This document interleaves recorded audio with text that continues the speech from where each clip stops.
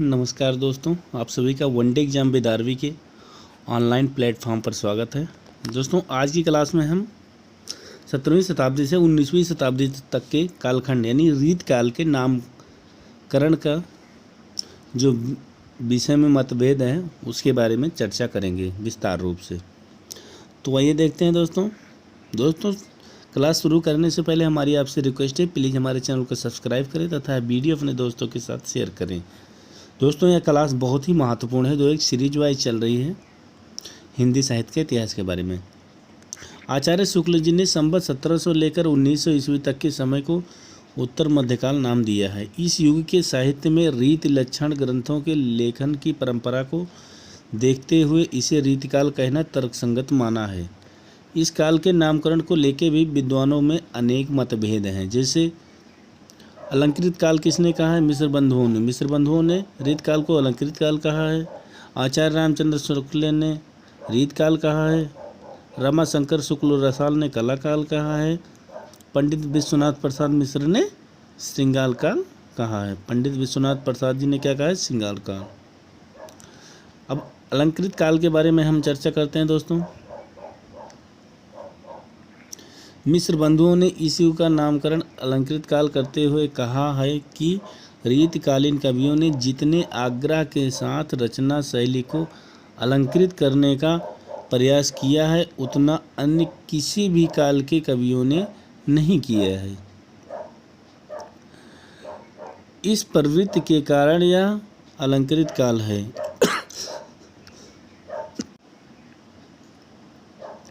इस काल को अलंकृत काल कहने का दूसरा कारण यह है कि इस काल के कवियों ने अलंकार निरूपक ग्रंथों के लेखन में विशेष रुचि प्रदर्शित की है। महाराजा जसवंत सिंह का भाषाभूषण, मतीराम का ललित ललाम, केशव की कवि प्रिया, रसिक प्रिया तथा सूरत मिश्र की अलंकार माला आदि ग्रंथ जो हैं वो बहुत महत्वपूर्ण हैं।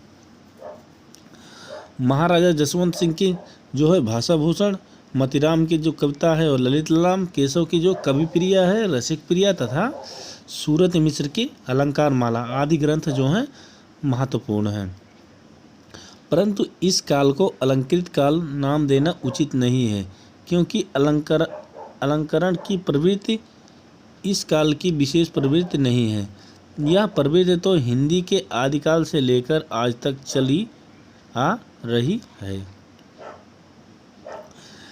दूसरे, यह नामकरण कविता केवल बहिरंग पक्ष का सूचक है। इससे कविता के अंतरंग पक्ष एवं रस की अवहेलना होती है तथा बिहारी और मतीराम जैसे रस सिद्ध कवि जिनकी कविता में भाव की प्रधानता है उनकी कविता के साथ न्याय नहीं हो पाता है। इसके अतिरिक्त अलंकृत काल नाम को स्वीकार कर लेने से इस काल की विशेष प्रवृत्ति श्रृंगार और शास्त्रीयता की पूर्ण उपेक्षा हो जाती है। कलाकाल रामशंकर शुक्ल रसाल द्वारा दिया गया है रीत काल को कलाकाल नाम। वो देखते हैं, रामशंकर शुक्ल रसाल ने इस काल को कलाकाल नाम दिया है यानी रीत काल को। उनका कहना है कि मुगल सम्राट शाहजहां का संपूर्ण शासनकाल कला वैशिष्ट था। इस युग में एक और स्थापत्य कला का चरम बिंदु ताजमहल के रूप में काल के गाल का आश्रु बनकर प्रकट हुआ। तो दूसरी ओर हिंदी कविता भी कलात्मक से संयुक्त हुई। इस काल के कवियों ने विषय की अपेक्षा शैली की ओर अधिक ध्यान दिया है। उनकी कविता में चित्रकला का भी योग हुए बिना रह न सका, अतः एवं यह कलाकाल है। कलाकाल नाम से भी वस्तुतः कविता के बाह्य पक्ष की विशेषता का ही बोध होता है। कविता का आंतरिक पक्ष उपेक्षित रह जाता है। साथ ही इस युग की व्यापक श्रृंगारिकता चेतना की अवमानना हो जाती है। श्रृंगार काल के बारे में चर्चा करते हैं। विश्वनाथ प्रसाद मिश्र द्वारा दिया गया रीत काल को श्रृंगार काल पंडित विश्वनाथ प्रसाद मिश्र ने इस काल को श्रृंगार काल कहना अधिक उपयुक्त समझा है। उनके द्वारा दिया गया नामकरण इस काल में प्रयुक्त श्रृंगार रस की प्रधानता को लक्ष्य कर दिया है, परंतु यह नाम भी युक्ति संगत नहीं है, क्योंकि रीतिकालीन कवियों ने श्रृंगार के अतिरिक्त वीर रस की कविता भी लिखी है।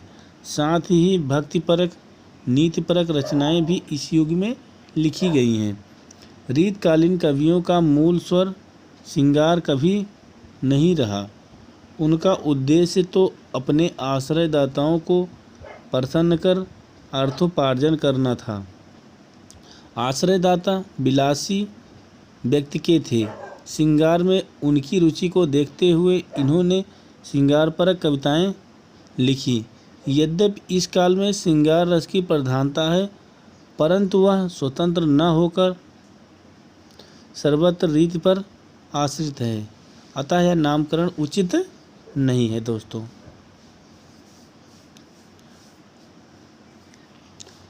रीतिकाल जो आचार्य रामचंद्र शुक्ल द्वारा नाम दिया गया है।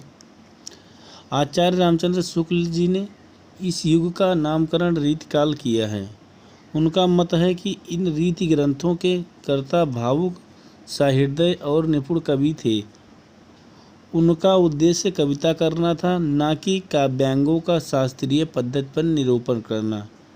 अतः उनके द्वारा बड़ी भारी कार्य यह हुआ कि रासों और अलंकारों के बहुत ही सरस और हृदयग्राही उदाहरण अत्यंत प्रचुर परिणाम में प्राप्त हुए। शुक्ल जी के इस नामकरण का आधार इस काल में रीति ग्रंथों और रीति ग्रंथकारों की सुदीर्घ परंपरा है।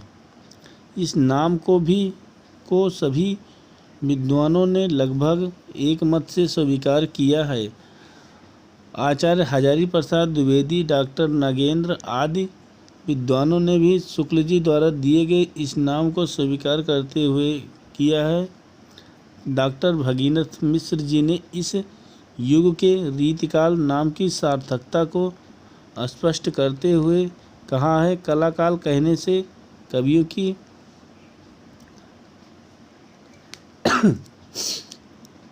रसिकता की उपेक्षा होती है। श्रृंगार काल कहने से वीर रस और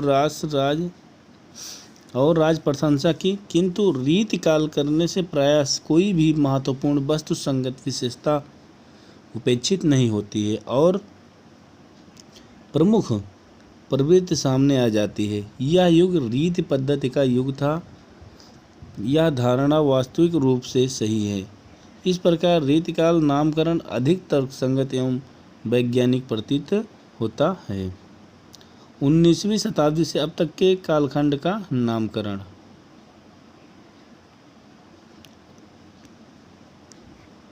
संवत 1900 से आरंभ हुए आधुनिक काल को आचार्य रामचंद्र शुक्ल जी ने गद्य की पूर्ण विकास एवं प्रधानता को देखते हुए गद्य काल का नाम दिया है। आचार्य हजारी प्रसाद द्विवेदी के उद्भव के ही आधुनिकता का वाहन मानते हैं। श्याम सुंदर दास इसे नवीन विकास का युग कहते हैं। गद्य का विकास इस काल की सबसे महत्वपूर्ण घटना है। यद्यपि इस काल में कविता के क्षेत्र में भी विविध नवीन प्रवृत्तियों का विकास हुआ है, किंतु जैसा विकास गद्य के विभिन्न अंगों का हुआ है वैसा कविता का नहीं हो सका है। आधुनिक काल को आचार्य रामचंद्र शुक्ल जी ने 3 चरणों में विभक्त किया है और इन्हें प्रथम उत्थान, द्वितीय उत्थान, तृतीय उत्थान कहा है। अधिकांश आधुनिक विद्वान इन्हें भारतेंद्र युग अथवा पुनर्जागरण काल और द्विवेदी काल अथवा जागरण सुधार काल, छायावादी युग तथा छायावादोत्तर युग में प्रगति काल, प्रयोग काल, नवलेखन काल मानते हैं। द्विवेदी युग तक तो आधुनिक युग की धारा सीधी रही, किंतु छायावाद के जन्म के साथ ही उसमें नानावादों और प्रवृत्तियों की बाढ़ सी आ गई। आधुनिक काल की प्रगति इतनी विशाल और बहुमुखी है कि उसे किसी विशिष्ट वाद या प्रवृत्ति की संकुचित सीमा में बांधा नहीं जा सकता।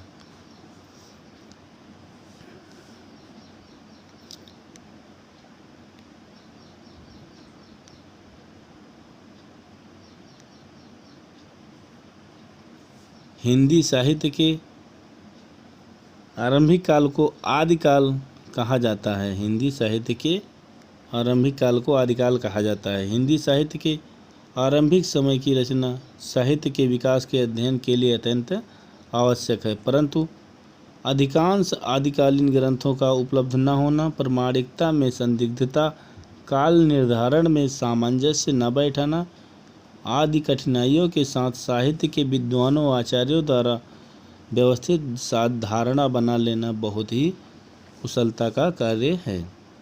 हिंदी साहित्य का आदिकाल, जिसे वीरगाथा काल, चारण काल, सिद्ध सामंत युग, बीजवपन काल, वीर काल आदि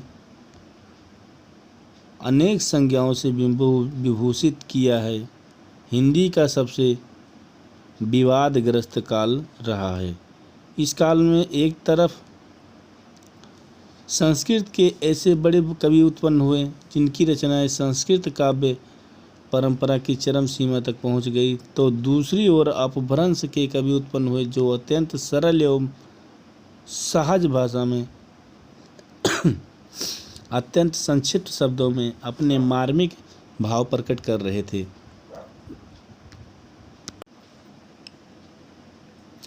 वस्तुतः इस काल में जहाँ एक ओर सिद्ध, नाथ और जैन साहित्य का निर्माण हुआ, जिससे धर्माश्रय प्राप्त होने के कारण वह फूलता फलता रहा, वहीं दूसरी ओर राजस्थान के चारण कवियों द्वारा रचित काव्य भी रचे गए, चरित्र काव्य भी रचे गए, जिन्हें राजाश्रय मिलने के कारण वह प्रशंसा का विषय बना। परंतु इस काल में इन दोनों काव्य धाराओं से भिन्न लोक साहित्य की भी रचना हुई। वह लोकाश्रित होने से सुरक्षित न रह सका। अनेक कारणों से यह साहित्य लुप्त सा हो गया।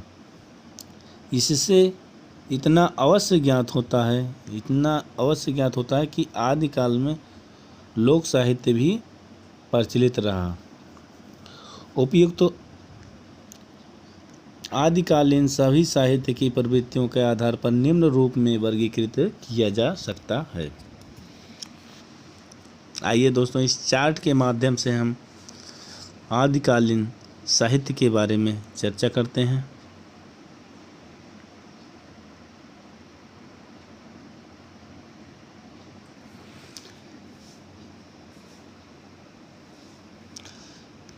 जैसे आदिकालीन साहित्य को जो है धार्मिक साहित्य, लौकिक साहित्य और रासो साहित्य। रासो साहित्य को वीर काव्य के नाम से भी जानते हैं। 3 भागों में विभक्त किया। और धार्मिक साहित्य जो है हमारा 3 कालखंडों में विभक्त हुआ, सिद्ध साहित्य, नाथ साहित्य और जैन साहित्य। लौकिक साहित्य को हम 8 भागों में विभक्त कर सकते हैं। ढोला मारूरा दूहा, बीसलदेव रासो, वसंत विलास, राउलवेल, उक्त व्यक्ति प्रकरण, वर्ण रत्नाकर, खुसरो का काव्य एवं विद्यापति की पदावलियाँ। रासो साहित्य के जो वीर काव्य थे वो कौन कौन से थे?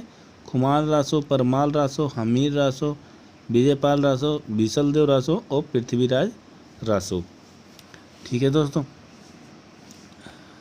तो हम सिद्ध साहित्य के बारे में पहले चर्चा करते हैं।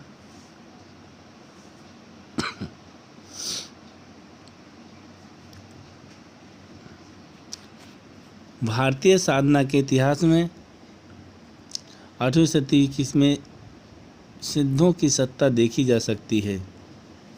सिद्ध परंपरा का जन्म बौद्ध धर्म की घोर विकृति के फलस्वरूप माना जाता है। भारतीय साधना के इतिहास में 8वीं शताब्दी में सिद्धों की सत्ता को देखा जा सकता है। सिद्ध परंपरा का जन्म बौद्ध धर्म की घोर विकृति के फलस्वरूप माना जाता है। बुद्ध का निर्वाण 483 से पूर्व में हुआ। इनके निर्वाण के लगभग 85 वर्ष तक बौद्ध धर्म के सिद्धांतों का खूब प्रचार हुआ। इस धर्म की विजय दुंदुभी देश तथा विदेश में बजती रही। बौद्ध धर्म का उदय वैदिक कर्मकांड की जटिलता एवं हिंसा की प्रतिक्रिया के रूप में हुआ था। यह धर्म सहानुभूति और सदाचार के मूल तत्वों पर आधारित था, परंतु आगे चलकर इस धर्म के अनुयायियों ने कतिपय सैद्धांतिक और साधनात्मक प्रश्नों को लेकर मतभेद आरंभ हो गया। ईसा की प्रथम शताब्दी में बौद्ध महायान एवं हीनयान दो शाखाओं में विभाजित हो गया। महायान बड़े रथों के आरोही थे और हीनयान छोटे रथों के आरोही थे। महायान में व्यवहारिकता का प्राधान्य रहा, जबकि हीनयान में सिद्धांत पक्ष का प्राधान्य रहा। इसमें महायानी लोक निर्माण के समर्थक थे और हीनयानी जो थे वो व्यक्तिगत साधना के समर्थक थे। महायान वाले अपने रथ में ऊंचे नीचे छोटे बड़े गृहस्थी सन्यासी सबको बैठाकर निर्वाण तक पहुंचाने का दावा करते थे। हीनयान केवल विरक्त और सन्यासियों को आश्रय देता था। इनका जीवन सरल था, किंतु महायानियों ने मठों और विहारों के निर्माण पर जोर दिया। उसने स्त्रियों एवं गृहस्थों के लिए मोक्ष का द्वार खोल दिया। इसी कारण अधिकाधिक लोग उसकी ओर आकृष्ट होने लगे। स्वर्ण और सुंदरी हे योग में उसमें भ्रष्टाचार का प्रवेश हो गया। जादू टोना और मंत्राचार बढ़ने लगा। मंत्रों के इस महत्व एवं प्रचार के कारण महायान यंत्रयान बन गया। महायान जो है यंत्रयान का रूप धारण कर लिया। 7वीं शताब्दी के आसपास मंत्रयान से एक अन्य उपयान निकला जिसे वज्रयान या शाहजहान कहते हैं। कंचन कामिनी के योग से मंत्रयान की लोकप्रियता बढ़ चुकी थी और उसमें व्यभिचार भी बढ़ रहा था। धीरे धीरे कामपरक भावनाओं को सैद्धांतिक और दार्शनिक रूप देने की चेष्टा की गई। वज्रयान पंचमाकारों में बंध गया। मंत्र, मध, मैथुन, मांस और मुद्रा वज्रयान के मूल आधार बन गए। इस प्रकार वज्रयान में यौन संबंधों की स्वच्छंदता को बढ़ावा दिया। समाज पर इसका दूषित प्रभाव पड़ा है। इस तरह बौद्ध धर्म महायान, यंत्रयान, वज्रयान आदि में विभक्त होता हुआ क्रमशः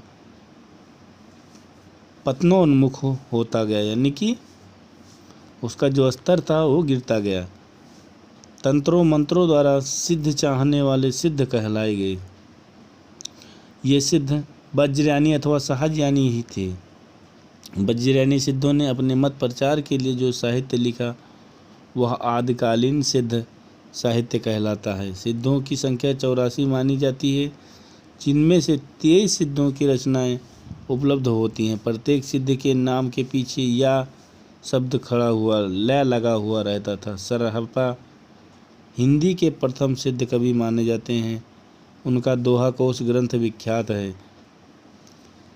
इनके अलावा सबरपा, लुई, डोम्बीपा, कुकुरीपा, मुंडरियापा, सांतीपा, वड़ापा आदि सिद्ध कवियों में भी आदिकालीन सिद्ध साहित्य को समृद्ध बनाने में अपना योगदान है।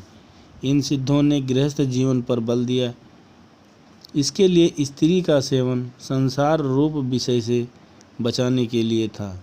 जीवन के स्वाभाविक भोगों में प्रवृत्ति के कारण सिद्ध साहित्य में भोग में निर्वाण की भावना मिलती है। जीवन की स्वाभाविकता प्रवृत्तियों में विश्वास के कारण इन सिद्धों के सिद्धांत पक्ष सहज मार्ग कहलाए। सिद्ध प्रायः अशिक्षित और हीन जाति से संबंध रखते थे, अतः उनकी साधना की साधनभूत मुद्राएं कपाली, डोंबी आदि नायिकाएं भी निम्न जाति की थी, क्योंकि इनके लिए ये सुलभ थीं। इन्होंने धर्म और अध्यात्म की आड़ में जन जीवन के साथ विडंबना करते नारी का उपयोग किया। उनके कमल और कलिश योनि और शिश्न के प्रतीक मात्र हैं। सिद्धों ने सरल या सहज जीवन पर जोर दिया। समस्त बाह्य अनुष्ठानों एवं सठ दर्शन का विरोध किया है। गुरु कृपा की कामना की है। पुस्तकीय ज्ञान से ब्रह्म साक्षात्कार में संदेह व्यक्त किया है। शरीर को समस्त साधनाओं का केंद्र तथा पवित्र तीर्थ बताया है। आत्मा परमात्मा की एकता में विश्वास की व्यक्त किया है। सामरस्य तथा भाव तथा महासुख की चर्चा की है। पाप पुण्य दोनों के बंधन का कारण बताया है। सिद्ध साहित्य का मूल्यांकन करते हुए डॉक्टर राम कुमार वर्मा लिखते हैं, सिद्ध साहित्य का महत्व इस बात में बहुत अधिक है कि उसमें हमारे साहित्य के आदि रूप की सामग्री प्रमाणिक ढंग से प्राप्त होती है। चारणकालीन साहित्य तो केवल मात्र तत्कालीन राजनीतिक जीवन की प्रतिछाया है। यह सिद्ध साहित्य शताब्दियों से आने वाली धार्मिक और सांस्कृतिक विचारधारा का स्पष्ट रूप है। संक्षेप में, जो जनता नरेश की स्वेच्छाचारिता, पराजय या पतन से त्रस्त होकर निराशावाद के गर्त में गिरी हुई थी, उसके लिए इन सिद्धों की वाणी ने संजीवनी का कार्य किया। सिद्ध साहित्य की विशेषताएं देखते हैं दोस्तों। सिद्ध साहित्य अपनी प्रवृत्ति और प्रभाव के कारण हिंदी साहित्य में विशेष महत्व रखता है। इन सिद्धों ने अपने संप्रदाय के सिद्धांतों का दिग्दर्शन करने वाले साधनापरक साहित्य का निर्माण किया। सिद्ध साहित्य की सामान्य प्रवृत्तियाँ इस प्रकार है। जीवन की सहजता और स्वाभाविकता में दृढ़ विश्वास। सिद्ध कवियों ने जीवन की सहजता और स्वाभाविकता में दृढ़ विश्वास व्यक्त कर किया है। अन्य धर्म के अनुयायियों ने जीवन पर कई प्रतिबंध लगाकर जीवन को कृत्रिम बनाया था। विशेषकर कनक कामनी को साधना मार्ग की बाधाएं मानी थी। विभिन्न कर्मकांडों से साधना मार्ग को भी कृत्रिम बनाया था। सिद्धों ने इन सभी कृत्रिमताओं का विरोध कर जीवन की सहजता और स्वाभाविकता पर बल दिया। उनके मतानुसार सहज सुख से ही महासुख की प्राप्ति होती है। इसीलिए सिद्धों ने सहज मार्ग का प्रचार किया। सहज मार्ग के अनुसार प्रत्येक नारी प्रज्ञा और प्रत्येक नर करुणा का प्रतीक है। इसलिए नर नारी मिलन प्रज्ञा और करुणा निवृत्ति और प्रवृत्ति का मिलन है। दोनों को अभेदता ही महासुख की स्थिति है। गुरु महिमा का प्रतिपादन। सिद्धों ने गुरु महिमा का पर्याप्त वर्णन किया है। सिद्धों के अनुसार गुरु का स्थान वेद और शास्त्रों से भी ऊंचा है। सरहपा से ने कहा है कि गुरु की कृपा से ही सहजानंद की प्राप्ति होती है। गुरु के बिना कुछ भी प्राप्त नहीं होगा। जिसने गुरु उपदेश का अमृतपान नहीं किया, वह शास्त्रों की मरुभूमि में प्यास से व्याकुल होकर मर जाएगा। बाह्य आडंबरों पाखंडों की कटु आलोचना। सिद्धों ने जो है बाह्य आडंबरों और पाखंडों की बहुत बड़ी आलोचना की है। सिद्धों ने पुरानी रूढ़ियों, परंपराओं, बाह्य आडंबरों, पाखंडों को जमकर विरोध किया है। इसलिए इन्होंने वेदों, पुराणों, शास्त्रों को खुलकर निंदा की है। वर्ण व्यवस्था, ऊंच नीच, ब्राह्मण धर्म के कर्मकांडों पर प्रहार करते हुए सरहपा ने कहा है, ब्राह्मण ब्रह्मा के मुख से तब पैदा हुए थे जब तो वे भी वैसे ही पैदा होते हैं जैसे अन्य लोग, तो फिर ब्राह्मणत्व तो कहाँ रहा। यदि कहा कि संस्कारों से ब्राह्मणत्व होता है तो चांडाल को अच्छे संस्कार देकर ब्राह्मण को नंदी बना देते हैं। यदि आग में घी डालने से मुक्ति मिलती है तो सबको क्यों नहीं डाल देते। होम करने से मुक्ति मिलती है यह पता नहीं, लेकिन धुआं लगने से आँखों को कष्ट जरूर होता है। दिगंबर साधुओं को लक्ष्य करते हुए सरहपा ने कहा है कि यदि नंगे रहने से मुक्ति हो जाए तो सियार कुत्तों को भी मुक्ति अवश्य होनी चाहिए। केश बढ़ाने से यदि मुक्ति हो सके तो मयूर उसके सबसे बड़े अधिकारी हैं। यदि कंद भोजन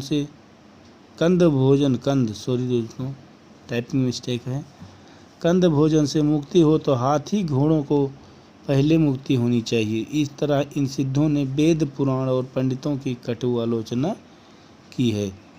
तत्वकालीन जीवन में आशावादी संचार। सिद्ध साहित्य का मूल्यांकन करते हुए डॉक्टर हजारी प्रसाद द्विवेदी जी ने लिखा है, क्या लिखा है, जो जनता नरेशों के स्वेच्छाचारिता, पराजय या पतन से त्रस्त होकर निराशावाद के गर्त में गिरी हुई थी, उसके लिए इन सिद्धों की वाणी ने संजीवनी का कार्य किया है। जीवन की भयानक वास्तविकता की अग्नि से निकलकर मनुष्य को महासुख के शीतल सरोवर में अवगाहन कराने का महत्वपूर्ण कार्य इन्होंने किया। आगे चलकर सिद्धों में स्वेच्छाचार फैल गया, जिसका बुरा असर जनजीवन पर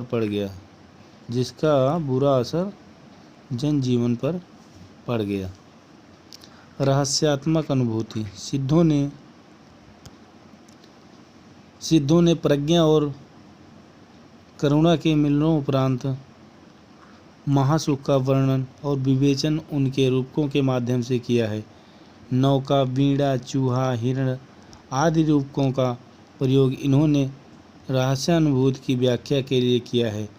रवि, शशि, कमल, कुलिश, प्राण, अवधूत आदि तांत्रिक शब्दों का प्रयोग भी इसी व्याख्या के लिए हुआ है। डॉक्टर धर्मवीर भारती ने अपने शोध ग्रंथ सिद्ध साहित्य में सिद्धों की शब्दावली की दार्शनिक व्याख्या कर उसके आध्यात्मिक पक्ष को स्पष्ट किया है। श्रृंगार और शांत रस। सिद्ध कवियों ने रचना में श्रृंगार और शांत रस का सुंदर प्रयोग किया है। कहीं कहीं पर उत्थान श्रृंगार चित्रण मिलता है। अलौकिक आनंद की प्राप्ति का वर्णन करते हुए ऐसा हुआ है। जनभाषा का प्रयोग। सिद्धों की रचनाओं में संस्कृत तथा अपभ्रंश मिश्रित देसी भाषा का प्रयोग मिलता है। डॉक्टर रामकुमार वर्मा इनकी भाषा को जन समुदाय की भाषा मानते हैं। जनभाषा को अपनाने के बावजूद जहाँ वे अपनी सहज साधना की व्याख्या करते हैं, वहाँ उनकी भाषा क्लिष्ट बन जाती है। सिद्धों की भाषा को हरिप्रसाद शास्त्री ने जो है क्या कहा है? सांध्य भाषा कहा है। किसने कहा है सांध्य भाषा? हरिप्रसाद शास्त्री जी ने सांध्य भाषा कहा है सिद्धों की भाषा को। सांझ के समय जिस प्रकार चीज़ें कुछ स्पष्ट और कुछ अस्पष्ट दिखाई देती हैं, उसी प्रकार यह भाषा कुछ स्पष्ट और कुछ अस्पष्ट अर्थबोध देती है। यही मत अधिक प्रचलित है। छंद प्रयोग। सिद्धों के अधिकांश रचना चर्या गीत में हुई है, तथापि इसमें दोहा, चौपाई जैसे लोकप्रिय छंद भी प्रयुक्त हुए हैं। सिद्धों के लिए दोहा बहुत ही प्रिय छंद रहा है। उनकी रचनाओं में कहीं कहीं सोरठा, छप्पे का भी प्रयोग पाया जाता है। साहित्य के आदि रूप की प्रमाणिक सामग्री। सिद्ध साहित्य का महत्व इस बात में बहुत अधिक है कि उससे हमारे साहित्य की आदि रूप की सामग्री प्रमाणिक ढंग से प्राप्त होती है। चारणकालीन साहित्य तो केवल तत्कालीन राजनीतिक जीवन की प्रतिछाया है, लेकिन सिद्ध साहित्य शताब्दियों से आने वाली धार्मिक और सांस्कृतिक विचारधारा का ही एक सही दस्तावेज है। अब हम दोस्तों, अभी तक हमने सिद्ध साहित्य के बारे में विस्तार रूप से पढ़ा। अब नाथ साहित्य के बारे में हम पढ़ने जा रहे हैं। सिद्ध साहित्य में आ गई विकृतियों के विरोध में नाथ साहित्य का जन्म हुआ। यद्यपि इनका मूल भी बौद्धों की वज्रयान शाखा से ही। सिद्धों ने योग साधना को नारी मैथुन का स्वरूप देकर समाज में अपने स्वेच्छाचार को वाम मार्ग की शरण दी थी। नाथ संप्रदाय ने योग साधना को एक स्वस्थ साधना के रूप में अपनाया और आदिकालीन धार्मिक सामाजिक जीवन में व्याप्त अनाचार को खत्म करने का प्रयास किया। यद्यपि नाथ लोग इस मत के जनक आदिनाथ शिव को मानते हैं, लेकिन सही अर्थ में इस मत को एक सुव्यवस्थित रूप देने का श्रेय किसको जाता है? गोरखनाथ को जाता है। गोरखनाथ ने अपने इस संप्रदाय को सिद्ध संप्रदाय से अलग कर दिया और इसका नाम नाथ संप्रदाय रख दिया। नाथ शब्द में से न का अर्थ है अनादि रूप और था का अर्थ है भुवनत्रय में स्थापित। इस प्रकार नाथ शब्द का अर्थ हुआ वह अनादि धर्म जो भुवनत्रय की स्थिति का कारण है। दूसरी व्याख्या के अनुसार नाथ वह तत्व है जो मोक्ष प्रदान करता है। नाथ ब्रह्मा का उद्बोधन करता है तथा अज्ञान का दारुमन करता है। नाथ संप्रदाय उन साधकों का संप्रदाय है जो नाथ के परम तत्व स्वीकार कर उसकी प्राप्ति के लिए योग साधना करते थे तथा इस संप्रदाय में दीक्षित होकर अपने नाम के अंत में नाथ उपाधि जोड़ते थे। नाथ शब्द का प्रयोग ब्रह्मा के लिए भी हुआ है और जगत गुरु के लिए भी। इन योगियों की विशिष्ट वेशभूषा होती है। प्रत्येक योगी एक निश्चित तिथि को कान चिरखाकर कुंडल धारण करता था जिसे मुद्रा कहते हैं। इनके हाथ में किकरी, सिर पर जटा, शरीर पर भस्म, कंठ में रुद्राक्ष की माला, हाथ में कमंडल, कंधे पर ब्रह्मचर्य और बगल में खप्पर रहते हैं। नाथ संप्रदाय में 9 नाथ आते हैं जिनके नाम हैं आदिनाथ स्वयं शिव, मत्स्येंद्रनाथ, गोरखनाथ, गहनीनाथ, चरपटनाथ, चौरंगीनाथ, जलंधरनाथ, धृतनाथ और गोपीचंद्र नाथ। इन 9 नाथों ने अपने संप्रदाय में भोग का तिरस्कार, इंद्रिय संयम, मन साधना, प्राण साधना, कुंडलिनी जागरण, योग साधना को अधिक महत्व दिया है। इनकी साधना का मूल स्वर शील, संयम और शुद्धतावादी था। इस संप्रदाय में इंद्रिय निग्रह पर विशेष बल दिया है। इंद्रियों के लिए सबसे बड़ा आकर्षण नारी है, अतः नारी से दूर रहना की भरसक शिक्षा दी गई है। संभव है कि गोरखनाथ ने सिद्ध बौद्ध विहारों में भिक्षुणियों को प्रवेश का परिणाम उनका चारित्रिक पतन देखा होगा। इस संप्रदाय में निवृत्ति और मुक्ति गुरु के प्रसाद से ही संभव मानी गई है, अतः गुरु का विशेष महत्व है। नाथ पंथियों के मुख्य सिद्धांत इंद्रिय संगम, मन साधना, हठ योग साधना आदि का प्रभाव कबीर एवं अन्य संतों की रचनाओं में देखा जा सकता है। गोरखनाथ आदि ने जिन प्रतीकों को परिभाषिक शब्दों का खंडन, मंडनात्मक शैली को अपनाया, उसका विकास संत साहित्य में मिलता है। नाथों की साधना प्रणाली हठ योग पर आधारित है। हा का अर्थ सूर्य और ठा का अर्थ है चंद्र बतलाया है। सूर्य और चंद्र के योगों को हठ योग कहते हैं। यहाँ सूर्य जो है नाड़ी का और चंद्र जो है पिंगला नाड़ी का प्रतीक माना गया है। इस साधना पद्धति के अनुसार प्रत्येक व्यक्ति कुंडलिनी और प्राण शक्ति लेकर पैदा होता है। सामान्य तथा कुंडलिनी शक्ति सुषुप्त रहती है। साधक प्राणायाम के द्वारा कुंडलिनी को जागृत कर ऊर्ध्वमुख करता है। शरीर में 6 चक्रों और 3 नाड़ियों की बात कही गई है। जब योगी प्राणायाम के द्वारा इंडा पिंगला नामक श्वास मार्ग को रोक लेता है, तब इसके मध्य में स्थित सुषुम्ना नाड़ी द्वारा खुल जाता है। कुंडलिनी शक्ति इसी नाड़ी के मार्ग से आगे बढ़ती है और 6 चक्रों को पार कर मस्तिष्क के निकट स्थित शून्य चक्र में पहुंचती है। यहीं पर जीवात्मा को पहुंचा देना योगी का चरम लक्ष्य होता है। यही परमानंद तथा ब्रह्मानुभूति की अवस्था है। यही हठ योग साधना भी है। नाथ साहित्य की विशेषताओं के बारे में चर्चा करते हैं दोस्तों। नाथ साहित्य का मत दार्शनिक पक्ष शैव मत से और व्यवहारिक पक्ष हठ योग से संबंधित है। इन नाथों की रचनाओं में नैतिक आचरण, वैराग्य भाव, इंद्रिय निग्रह, प्राण साधना, मन साधना और गुरु महिमा का उपदेश मिलता है। इन विषयों में नीति और साधना की व्यापकता है।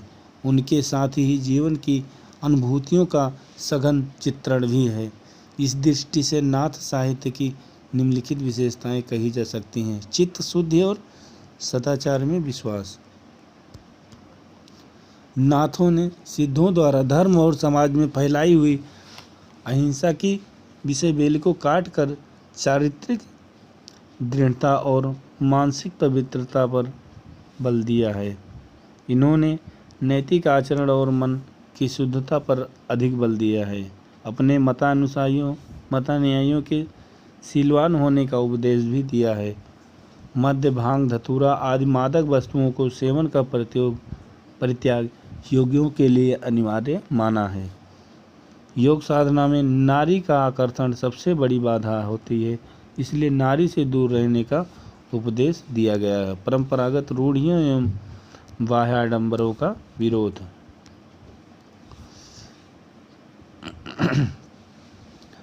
नाथों ने धर्म प्रणीत बाह्याडंबर और रूढ़ियों का खुलकर विरोध किया है। उनके अनुसार पिंड में ब्रह्मांड है, इसीलिए परम तत्व का बाहर खोजना थोड़ा व्यर्थ है। मन की शुद्धता और दृढ़ता के साथ हठ योग के द्वारा उस परम तत्व को अनुभव किया जा सकता है। धर्म के क्षेत्र में बाह्य आडंबर के लिए कोई स्थान नहीं है, इसीलिए नाथों ने मूर्ति पूजा, मुंडन, विशिष्ट वस्त्र पहनना, ऊंच नीच, वेद पुराण पढ़ना आदि का विरोध किया है। गुरु महिमा। नाथ संप्रदाय की जो अगली विशेषता है वो है गुरु महिमा। नाथ संप्रदाय में गुरु का स्थान सर्वोपरि माना गया है, इसीलिए गुरु शिष्य परंपरा को नाथ संप्रदाय में अत्यधिक महत्व दिया जाता है।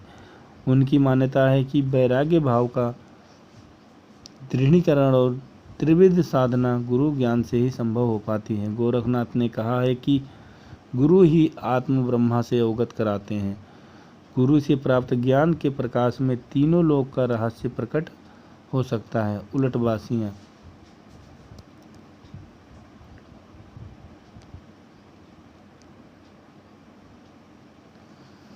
नाथों की साधना का क्रम इंद्रिय निग्रह के बाद प्राण साधना तथा उसके पश्चात मना साधना है। मना साधना से तात्पर्य है मन को संसार के खींचकर अंतःकरण की ओर उन्मुख कर देना। मन की स्वाभाविक गति है बाहरी जगत की ओर रहना, उसे पलटकर अंतर जगत की ओर करने वाली इस प्रक्रिया को उलटवासी कहते हैं। नाथों ने उलटवासियों का प्रयोग अपनी साधना की अभिव्यक्ति के लिए किया है। उलटवासियाँ कहीं कहीं क्लिष्ट जरूर हैं, लेकिन अद्भुत रस से ओतप्रोत हैं। अगली जो नाथ साहित्य की विशेषता है जनभाषा का परिष्कार। आदिकालीन हिंदी को समृद्ध कराने में नाथ साहित्य का महत्वपूर्ण योगदान रहा है। यद्यपि नाथों ने संस्कृत भाषा में ही विपुल मात्रा में रचनाएं लिखी हैं, लेकिन सामान्य जनों के लिए उन्होंने अपने विचार जनभाषा में ही अभिव्यक्त किए हैं। जिस प्रकार उनके विचार परंपरागत रूढ़ि विचारों से अलग हैं, उसी तरह उनकी भाषा भी आचार्य शुक्ल जी ने उनकी भाषा को खड़ी बोली के लिए राजस्थानी माना है। कुल मिलाकर हम कह सकते हैं कि नाथ साहित्य में स्वच्छंदता भाव और विचारों की प्रामाणिक अभिव्यक्ति हुई है। नाथ साहित्य की देन को स्पष्ट करते हुए डॉक्टर राम कुमार वर्मा जी ने क्या लिखा है। गोरखनाथ ने नाथ संप्रदाय को जिस आंदोलन का रूप दिया वह भारतीय मनोवृत्ति के सर्वथा अनुकूल सिद्ध हुआ। उसमें जहाँ एक ओर ईश्वरवाद की निश्चित धारणा उपस्थित की गई, वहीं दूसरी ओर विकृत करने वाली समस्त परंपरागत रूढ़ियों पर भी आघात किया। जीवन को अधिक से अधिक संयम और सदाचार के अनुशासन में रखकर आध्यात्मिक अनुभूतियों के लिए सहज मार्ग की व्यवस्था करने का शक्तिशाली प्रयोग जो है वो गोरखनाथ ने किया। दोस्तों, आज की क्लास में हमने नाथ साहित्य तथा सिद्ध साहित्य के बारे में चर्चा किया विस्तार रूप से। आगे की क्लास में हम जैन साहित्य के बारे में चर्चा करेंगे। मिलते हैं अगली क्लास में। धन्यवाद दोस्तों। अगर यह वीडियो आपको पसंद आया हो तो प्लीज़ हमारे चैनल को सब्सक्राइब करें तथा वीडियो जो है अपने दोस्तों के साथ शेयर करें।